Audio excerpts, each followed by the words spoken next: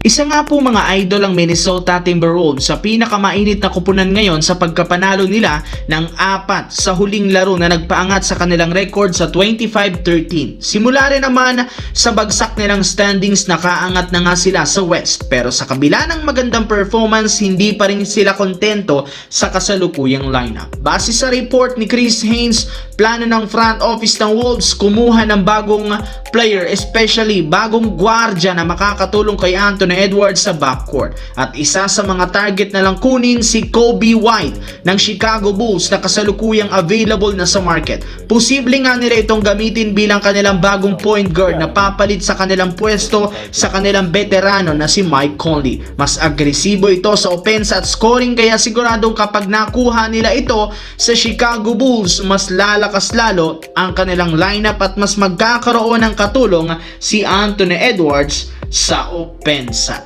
Samantala, hindi na naman pinaglaro ng Golden State Warriors ang kanilang batang player na si Jonathan Kuminga sa kanilang game ngayong araw laban sa Sacramento Kings. Kaya mukhang tuluyan na nga talaga itong natanggal sa kanilang rotation kundi pati sa lineup. Nagmumukhang hindi na siya parte ng team at balak na lamang siyang gamitin bilang trade asset para makakuha ng bagong player o di kaya mas magaling sa kanya. Sa madaling salita, hindi katulad ng nagdaang off-season, tuloy na ang trade ni Kuminga ngayon sa ibang kupunan at hindi na nga ito mapipigilan pa. Sawang-sawa na rin naman ang kampo ni Kuminga sa pinagagagawa ng coaching staff, lalo ni Coach Steve Kerr, kaya mas mabuting mailipat na siya as soon as possible sa January 15 kung saan papayagan na silang ma-trade ito ngayong season. Ito na rin naman ang pinakasaktong player na gagamitin nila para makuha ang kanilang gustong player na si Michael Porter Jr. dahil naniniwala si Coach Steve Kerr ito ang best fit na player sa kanila.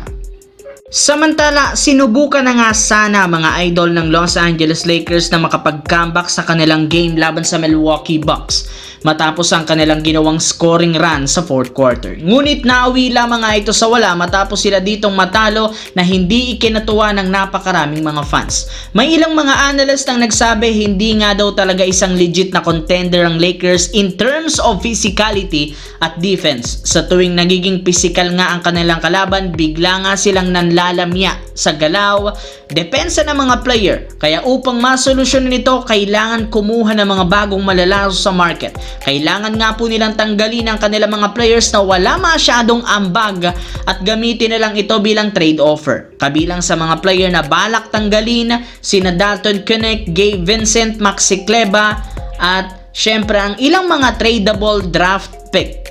Silang posibleng 6 na player ang mawala at matanggal sa Lakers bago ang trade deadline sa February.